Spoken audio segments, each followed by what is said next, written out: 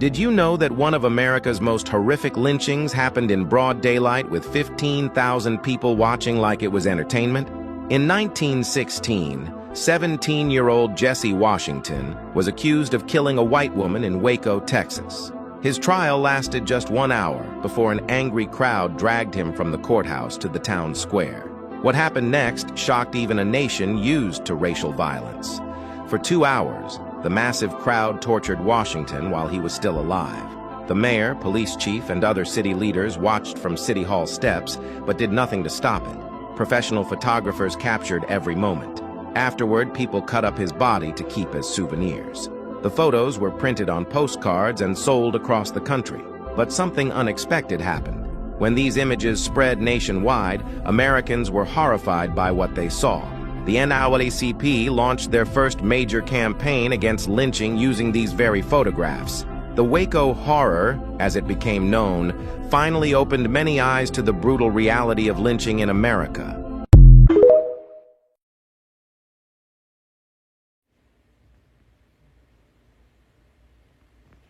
Shalom.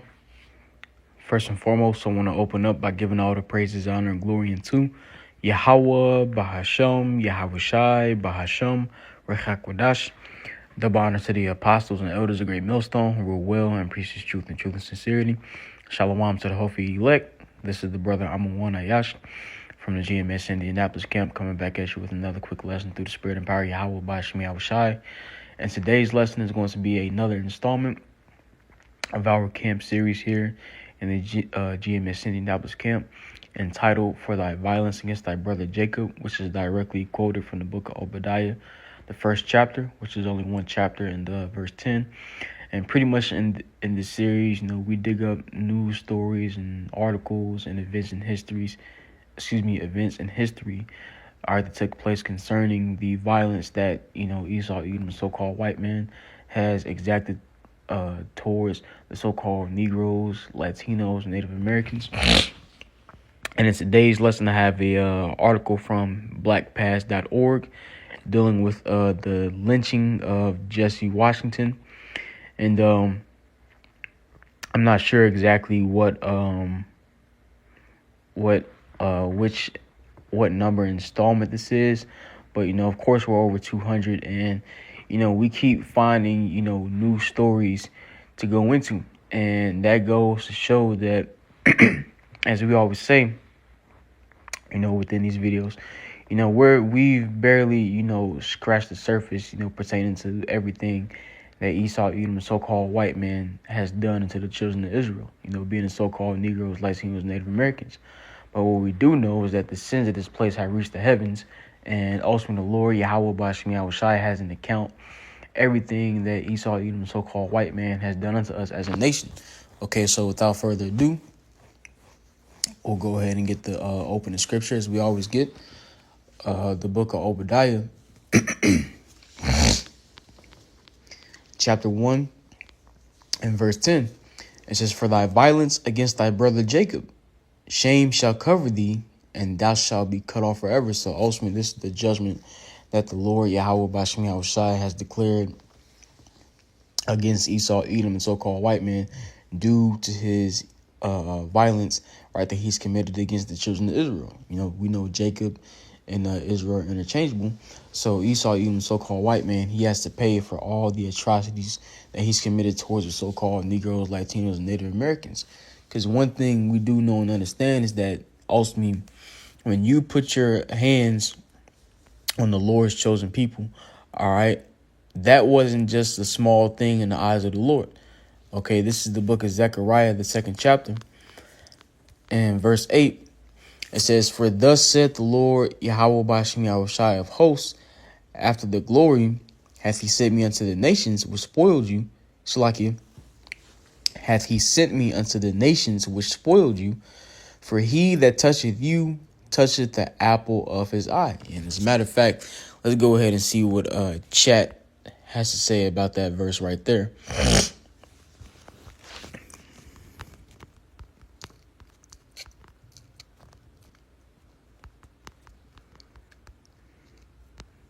And really, I want to see what chat is going to say about the apple of the Lord's eye portion of that scripture.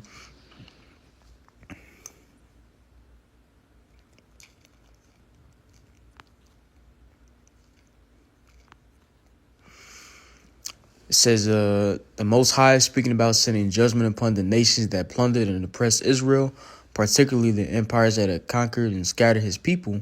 The phrase "after the glory" is understood by many interpreters as referring to God's glorious purpose of restoring Jerusalem and vindicating his people, which we know ultimately in the grand scheme of things, right? The Lord is indeed getting ready to execute vengeance upon the heathen, as it says in Obadiah as well, and the book of Micah, I believe, Micah chapter 5, verse 15. Let's go ahead and get those scriptures. This is Obadiah, Slakia. This is going to be back in the book of Obadiah, chapter 1 and verse 15. It says, "For the day of the Lord Yahweh Bashmi Yahushai is near upon all the heathen. As thou hast done, it shall be done unto thee. Thy reward shall return upon thine own head." So ultimately, the Lord Yahweh Bashmi Yahushai is getting ready to recompense all these heathens, all right, especially beginning with Esau, Edom, the so-called white man. All right, the Lord is getting ready to recompense these heathens for all the evil that they have done unto us.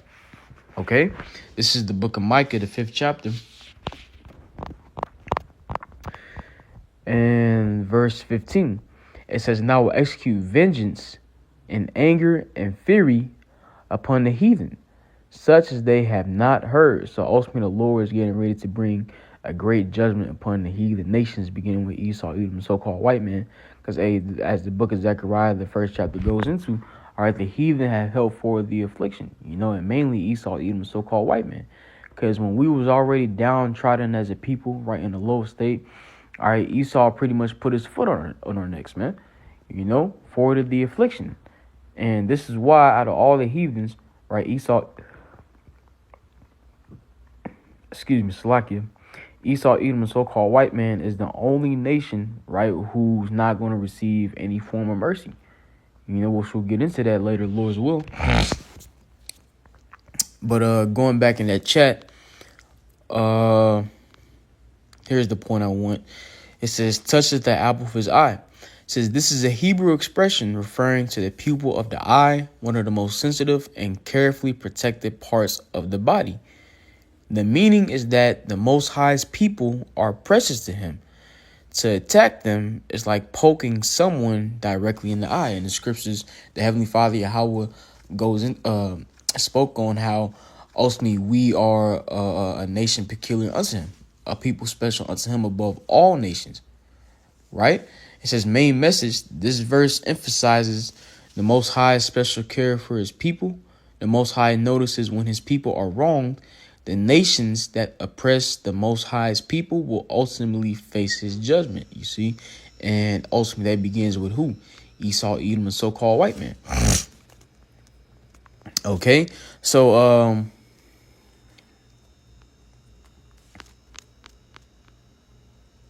we'll go ahead and jump in the article. Once again, this is the lynching of Jesse Washington. All right, and once again, this article is from blackpast.org. It says, on the morning of May 15th, 1916, approximately 15,000 people gathered near Waco, Texas, to witness the trial and lynching of Jesse Washington, an 18-year-old black man charged with the bludgeoning death of Lucy Fryer. The brutal murder of Washington provided the newly formed National Association for the Advancement of Colored People with an opportunity to place lynching at the forefront of public consciousness and thereby solicit support for its national anti-lynching campaign. The body of Fryer, a 53-year-old white woman, was found by her children on the family's property in Robinson, 7 miles southeast of Waco.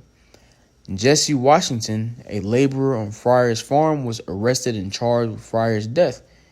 Tensions ran high in the town when A.T. Smith, the black managing editor of Paul Quinn Weekly, reprinted a Chicago Defender article that proclaimed Fryer's husband, George, murdered his wife. Smith was arrested, convicted of libel, or however you pronounce that, and sentenced to 1 year of hard labor on the local road gang. I see what that word libel means.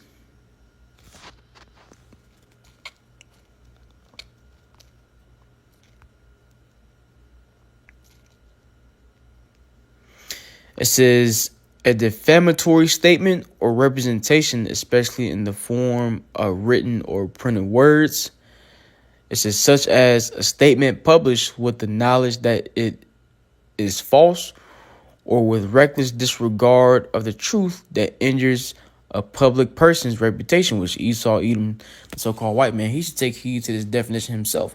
Because when you go through history, all right, a lot of these stories that we go into are rooted in false accusations, right, that Esau, Edom, the so-called white man, has doctored up, okay, against the children of Israel. You know? It says, born in 1897, Jesse was the eldest son of George and Ellen Washington, who had 12 children. Jesse was described as having a quiet disposition and a mental disability.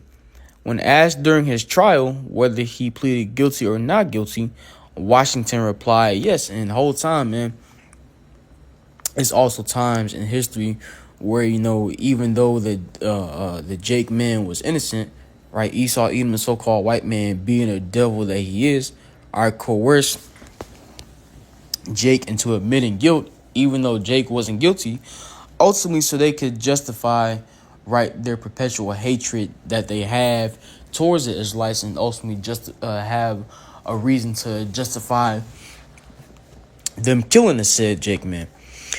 It says within hours of his arrest, Washington was transported to jails in Hillsborough and then Dallas. The whole time, hey, this individual, man, this Jake man, you know, Jesse Washington, he was more than likely coerced into pleading guilty. We know how Esau, you know, usually uses fear tactics and, you know, threatens Jake into pleading guilty and things of that nature. But it says within hours of his arrest, Washington was transported to jails in Hillsborough and then Dallas, where law enforcement officers assigned to protect him promised they would prevent a possible lynching if he confessed to the crime. You see, I didn't even read this part.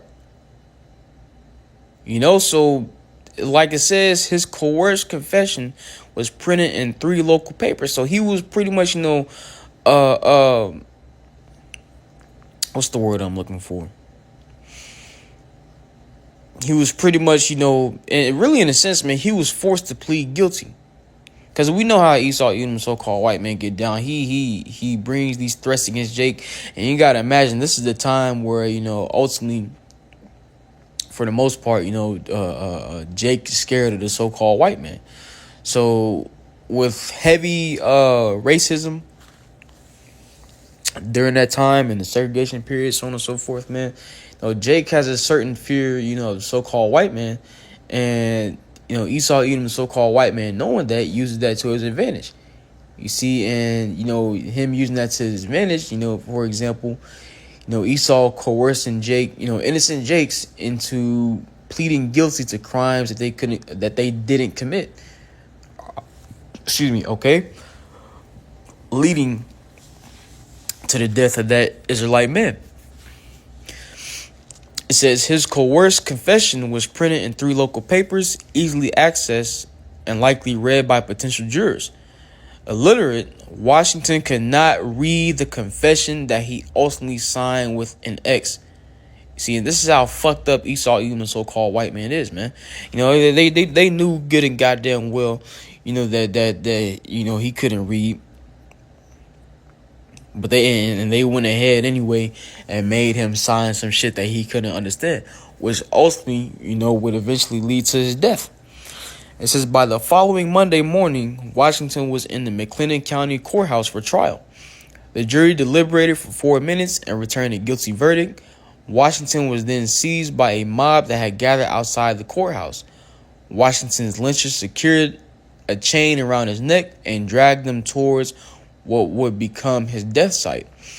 Onlookers along the route struck Washington with shovels, clubs, and bricks and stabbed him with knives. So this Jake, man, was going through complete hell, man. And this is nothing but the perpetual hatred that Esau, Edom, the so-called white man, has towards the children of Israel. Okay, we always get these scriptures, okay, but at the end of the day, it is very relevant, okay, to the topic at hand, and goes to show you that what Esau Edom, so-called white man, all right, his perpetual hatred, all right, has not ceased against the children of Israel. Okay, Ezekiel chapter 35, starting at verse 5. It says, because thou hast had a perpetual hatred, and hast shed the blood of the children of Israel by the force of the sword in the time of their calamity, and the time that their iniquity had an end. Therefore, as I live, said the Lord Yahweh Ba'ashmi Yahushai, I will prepare thee unto blood, and blood shall pursue thee. Sit thou hast not hated blood, even blood shall pursue thee. And you see within history how much, these Edomites wanted to shed the blood of the so-called Negroes, Latinos, and Native Americans. I mean, look, man, to have mobs, waiting outside of courthouses, man, to, put a Jake to death, man. All right, that is a complete display of the perpetual hatred that Esau has toward our people. And goes to show you that what? He doesn't hate blood. Therefore, what? Blood is going to pursue him. All that Israelite blood that Esau, even the so-called white man, has spilled upon his land is getting ready to come back upon his own head, man. This is the book of Amos, chapter 1,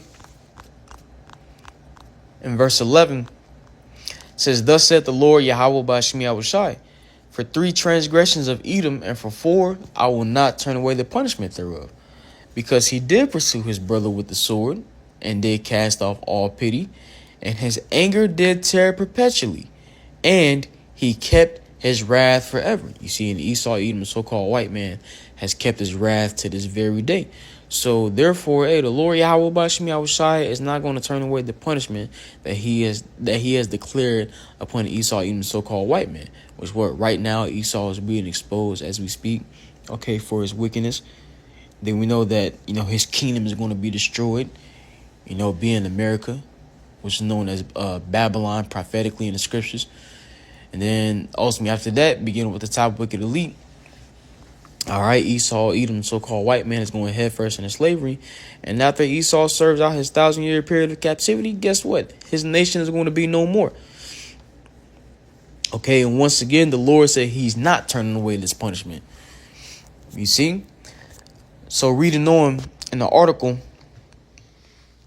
it says, as his mutilated body neared the public square, someone lassoed Washington with a second chain that mob members tossed over the limb of a tree. Another mob member severed Washington's ear and then castrated him. Several men then yanked the chain in concert and hoisted Washington into the air, while others started a fire beneath his swaying body and doused him in oil. And these fucking Edomites, man, okay, these fucking crackers, man, they got the fucking nerve, all right, to want everybody to fucking get along, man. But they was doing shit like this to us in history, man. Fuck these damn crackers, man. Fuck these motherfucking crackers, man. You know what, man? I can't wait till Yahweh Ba'ashmi Yahushai blesses with that spiritual power, man. Because as the scriptures say, because, man, Esau ain't shown no kind of fucking mercy, man. This is Ezekiel, the 25th chapter, verse 14. It says, and I will lay my vengeance upon Edom by the hand of my people Israel. And they shall do in Edom according to mine anger and according to my fury. And they shall know my vengeance, said the Lord Yahweh Ba'ashmi Yahushai. So when the Lord Yahweh Ba'ashmi Yahushai puts his fury upon us, man, you Edomites are fucked. Okay, and we know, the Lord, he's going to bring everything to our remembrance, man. All right, in the kingdom, man, we're going to know all things, man. We're going to know each and every single last crime, right, atrocity that you've committed towards us as a nation, man. And we're going to fuck you up, man. Okay, we're going to fuck you devils up, man. As y'all ain't have no mercy upon us, man, we don't have no mercy upon you, man. We going to fuck you up, man. Here it is, you dragging this man through the street, cutting off his fucking ears, man, castrating the man. And Esau, you a fucking faggot, man. You's a fucking faggot. What is with you in cutting off another man's rod, man? Esau, you's a fucking faggot, man. You know? Just take it fucking overboard, man. But once again, that's a Zechariah, the first chapter, the heathen that have helped for the affliction. It says, after he died, a group of local schoolboys removed Washington's charred skull, extracted the teeth, and sold them for $5 a piece. So that's what we is to these fucking crackers, man. We just a goddamn walking souvenir. It says others sold individual links of the chain used to affix Washington's remains to a telephone pole for 25 cents. And you see, these Edomites, they take fucking pride in this, man. All right, we just walking fucking souvenirs in the sight of these crackers, man. You know, and the very chain they used to lynch this, man. All right, that was something that was seen as valuable in their eyes. You know? So, man, when all is said and done, man, this fucking cracker ain't getting no mercy, man. And I can't wait till the Lord give us power to put our fucking hands on you, man. It says NAACP officials at their headquarters in New York City learned of the lynching and launched their own investigation without help from local officials. They learned the names of several mob leaders, but were rebuffed when they offered this information to local authorities. To expose and combat the unchecked violence against Washington and other black lynching victims in the South, the NAACP issued a supplemental booklet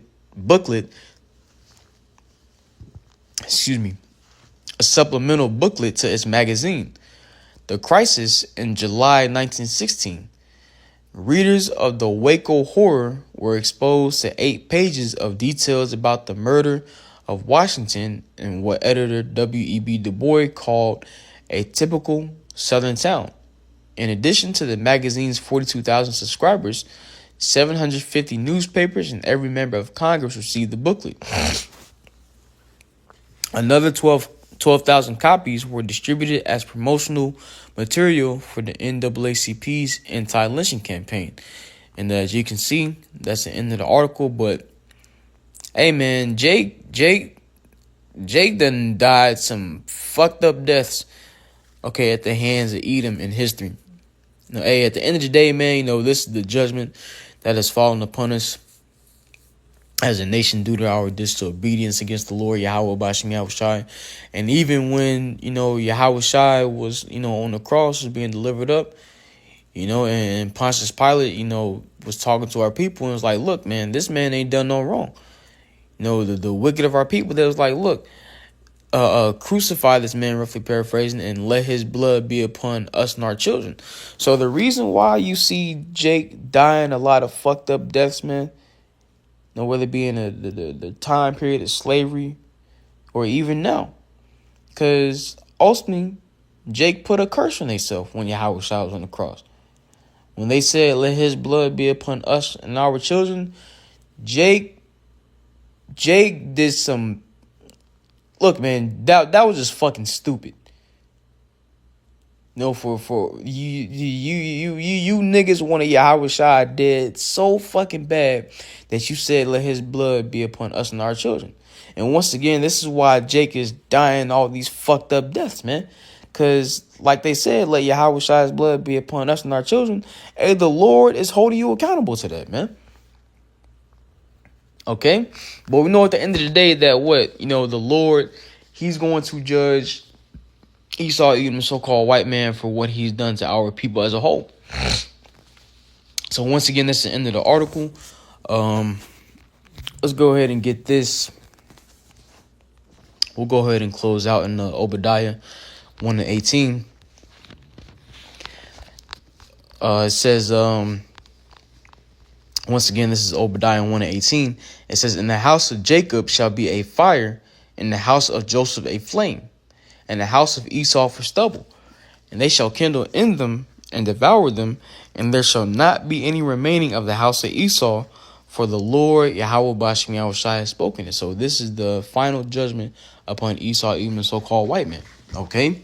Ultimately, his whole nation, okay, is going to be wiped out forever. And that is due to the violence that he's committed towards the children of Israel. Okay? So without further ado, I'm going to go ahead and close out right there. I pray this lesson was edifying, informative, and alarming to the elect body of the nation of Israel. And without further ado, I would like to close out by giving all the praises, honor, and glory unto Yahweh, Bahashem, Yahweh Shai, Bahashem, Rechakudash. Double honors to the apostles and the elders of Great Millstone, who rule well and preach the truth and sincerity. Shalom to the Hofi elect. Lord's, I'll see you in the next lesson. Till then, I say shalom.